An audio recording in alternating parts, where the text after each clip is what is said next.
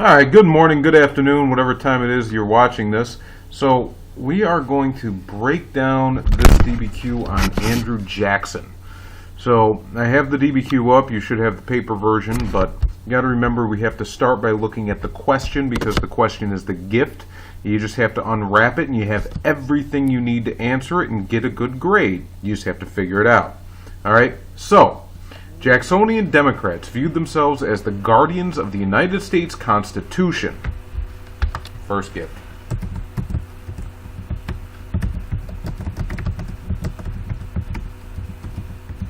Guardians of the U.S. Constitution. Alright? We have to remember the U.S. Constitution is the framework for the federal government.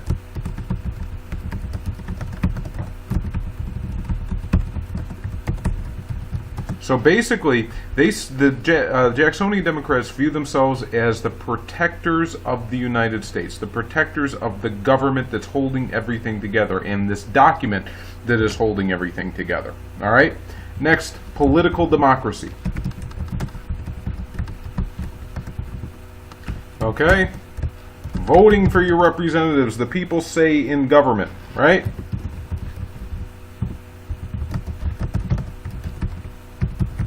Individual liberty. The ability to do and say what you want to.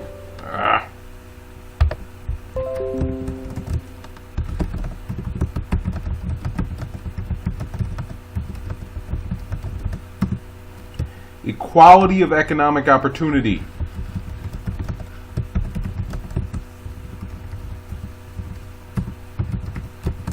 Right? That's the ability to own property and pursue it.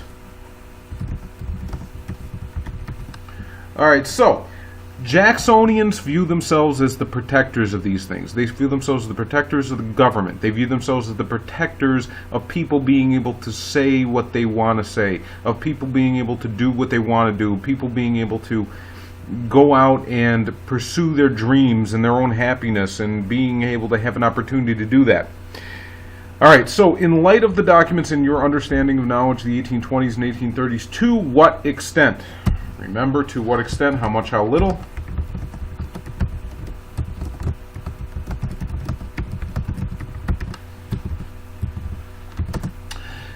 Do you agree or disagree with Jacksonians' views of themselves? Alright, so you have to think about what you know about Jackson and Jacksonians. Okay?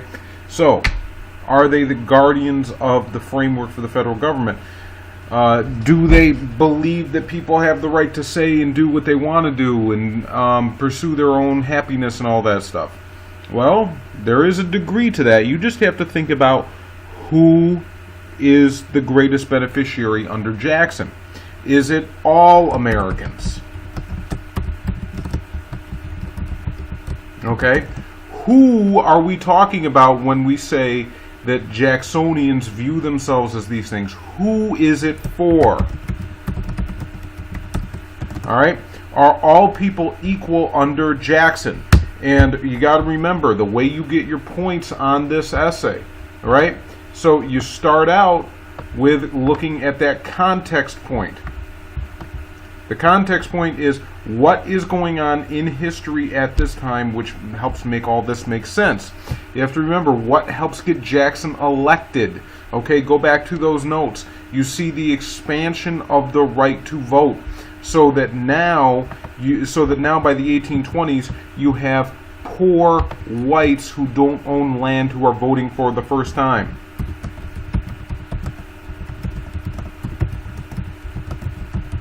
Alright, and when we're talking about poor whites, we're talking only about poor white men. Okay, so Jackson and his people see themselves as expanding democracy, expanding and protecting the federal government. For whom? For the people who support Jackson. We have to remember that. So when we look at all Americans and who are Americans at this time, there's a lot of people that don't fit into that equation. Okay? Think about women. Where do women fit into the equation in the 1820s and the 1830s? Where do African Americans fit into the equation in the 1820s and the 1830s? What about Native American Indians? Okay? When we look at all of these different groups, to what extent is it true that Jacksonians are viewing themselves as the guardians of American democracy, individual liberty, and equality of economic opportunity for everybody? That's the question you have to answer to turn into your thesis. So you develop the context and the thesis in your introduction. There's your first 2 points. Now we have to take a look at the documents to see how those break down. You got to remember, they're going to give you documents that are going to fall on either side. You have to look at the contextualization of these documents. Who is saying them? Why are they saying them when they're saying them? Okay? So, Document A. Document A should be a clear giveaway as to what side this falls on. George Henry Evans, The Working Man's Declaration of Independence, December 1829. Okay, working man. Okay, so who would the working man be? Would this guy be somebody who voted for Jackson, somebody who supports Jackson? You bet he would. You gotta remember, this is the constituency that Jackson is going to win and Jackson is going to appeal to. When is he saying it? December of 1829. Why is that date important? Because Jackson gets elected president in 1828.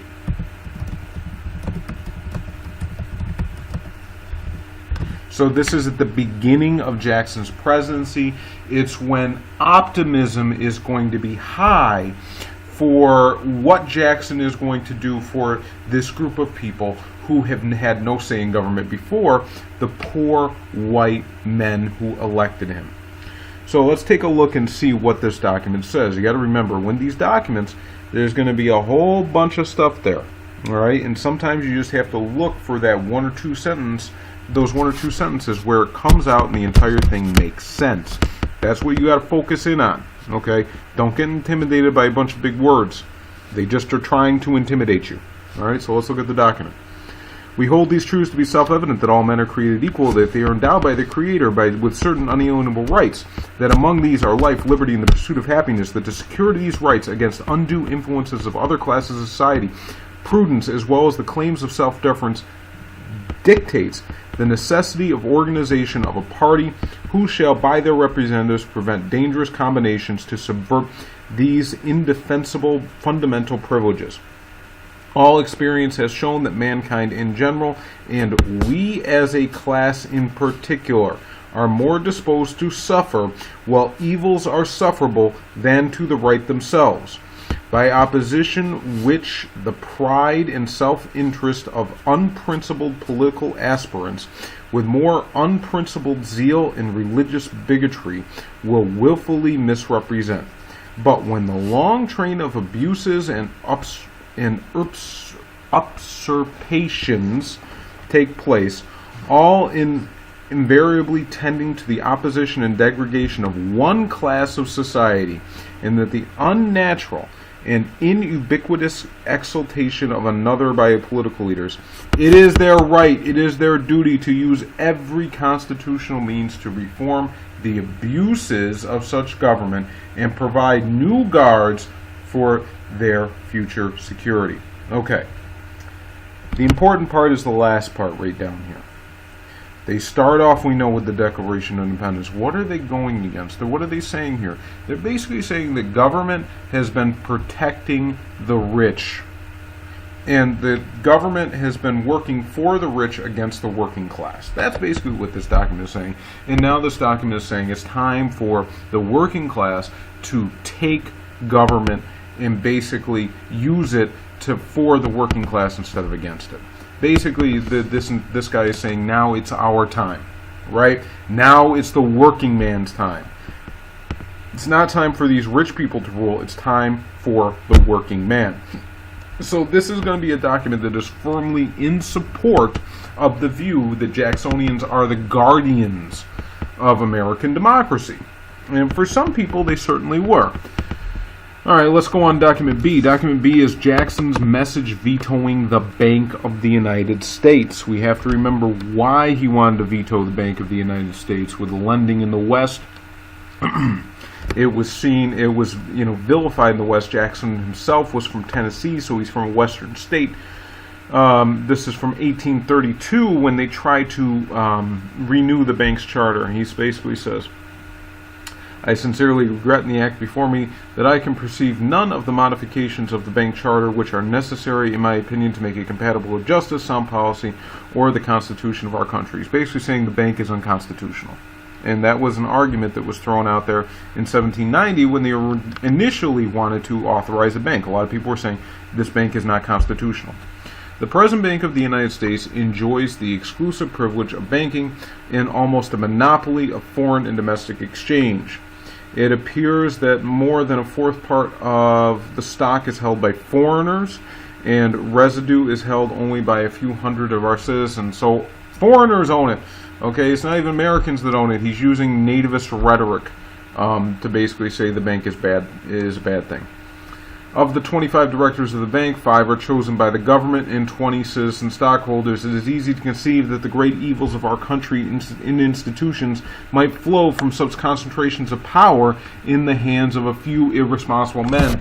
So basically there are people who are holding all of the power and making decisions, and they don't give you a sense of it. So I'm killing the bank because it's this kind of elite tool that is going to be used against you.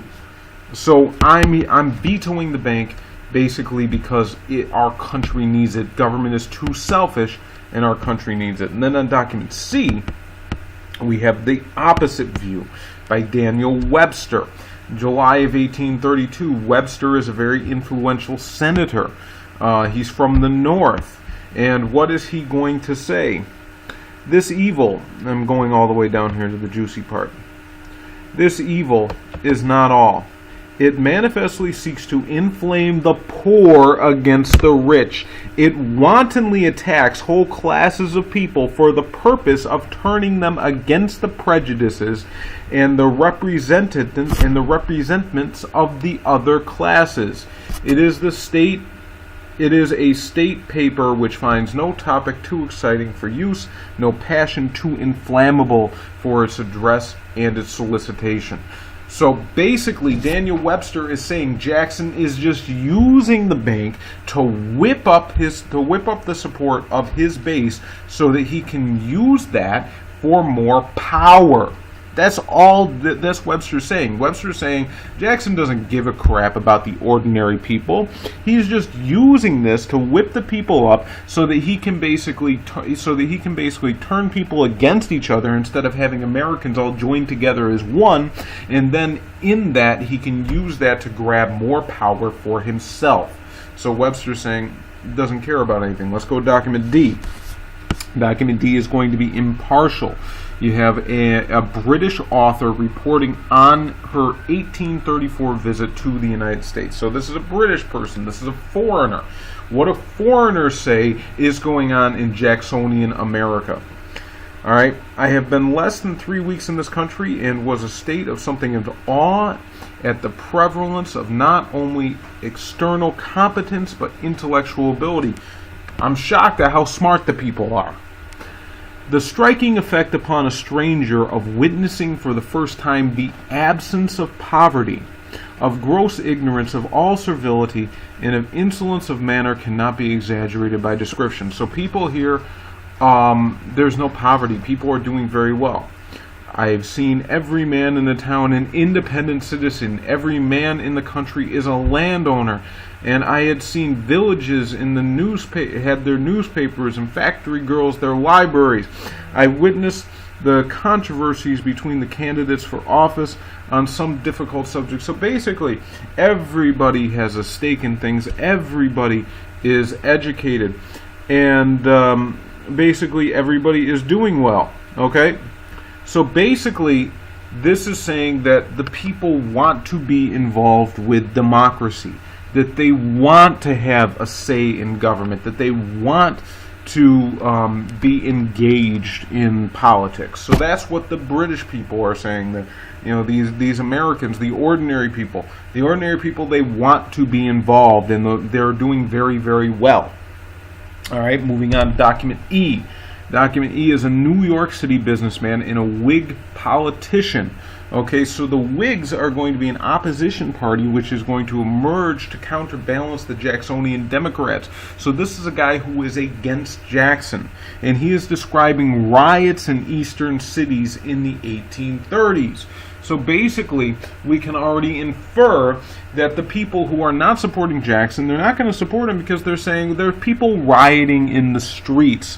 So let's see who's rioting. On Thursday, April 10th, the last day of the election, dreadful riots between the Irish and the Americans have again disturbed the public peace. So the Irish, the immigrants, they're rising up.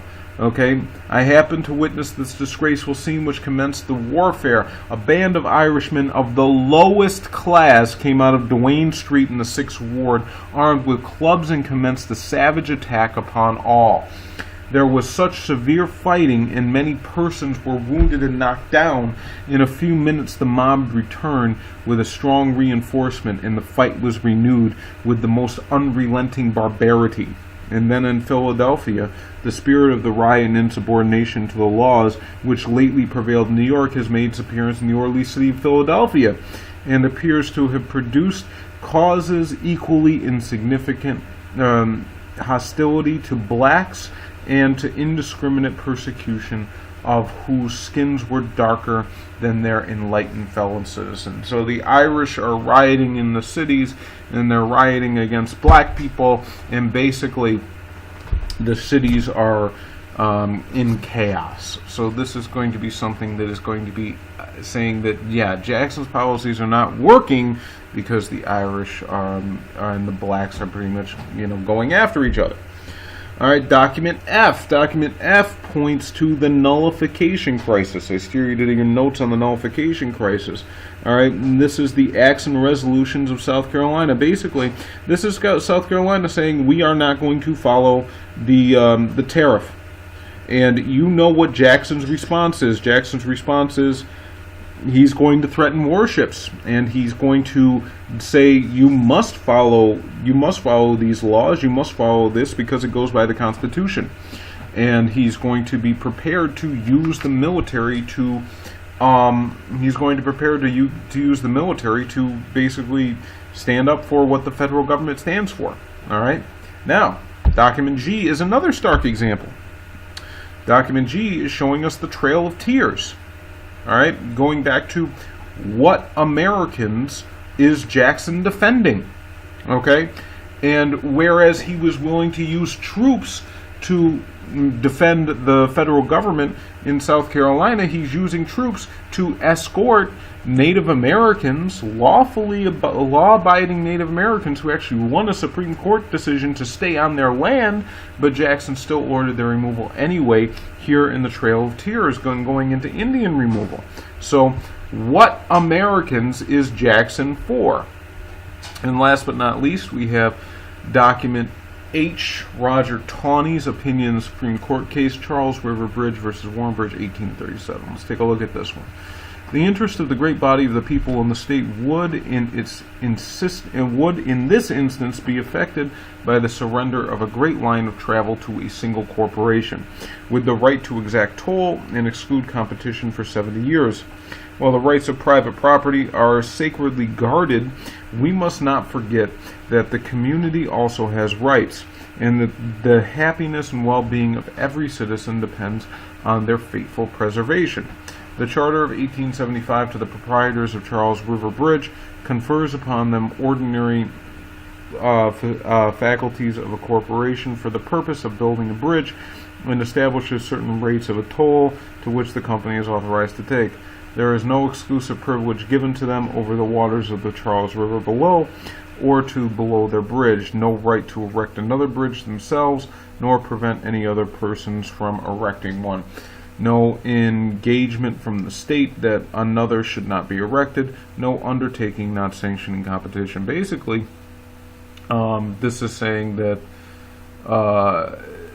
this was a case where there was two bridge companies that are being produced. One bridge company is suing the other one, and basically saying, "Hey, this is our land. Get out of here. This is our idea to have a bridge." And then the Supreme Court saying, "Well, yeah, you can make a bridge, but that doesn't stop you from having somebody else make one. So basically, this is freedom of property, the ability to go out and be able to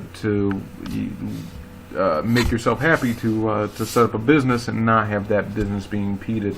And this is going to come from Roger Taney, who is going to be an appointment of Jackson, who is going to appoint him after John Marshall passes away. So basically, this is going to be the legacy of Jackson on the United States Supreme Court. Okay, guys, so take a look at your rubric. Okay, so going back to the question, you got to remember, to what extent were Jacksonians the guardians of the United States Constitution, political democracy, individual liberty, and equality of economic opportunity? You got to remember, the question they're not asking is for whom.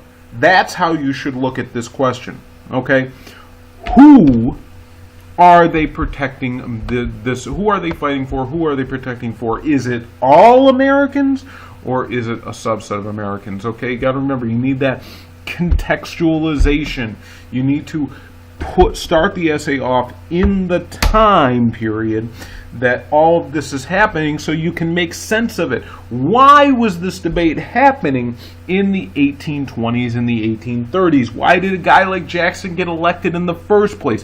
What was happening in America that led Jackson to become the president and set up this entire debate? Then you need your thesis, where you answer to what extent were Jacksonians the guardians of the United States Constitution, political democracy, individual liberty, and equality of economic opportunity, and why?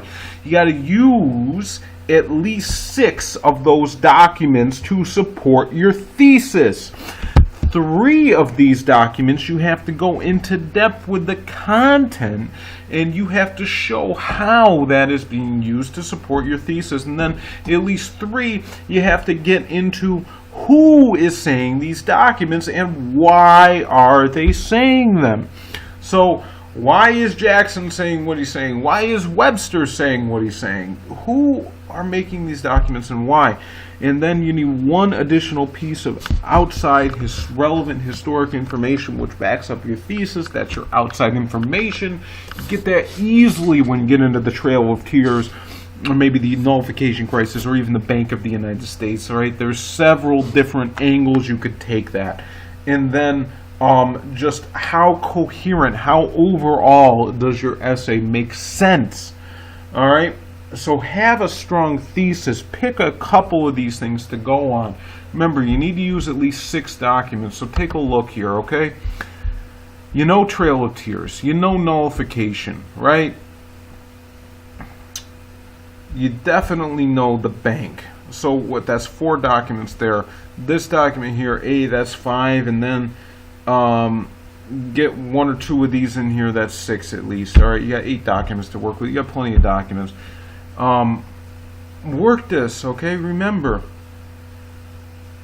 it's about your voice more than anything else. Those documents are there to support your thesis. The documents are not there to make your thesis for you. The words are yours. You are using this information to help make your point. That information is not the point in and of itself. So, with that, happy writing. And good luck. If you need anything, reach out.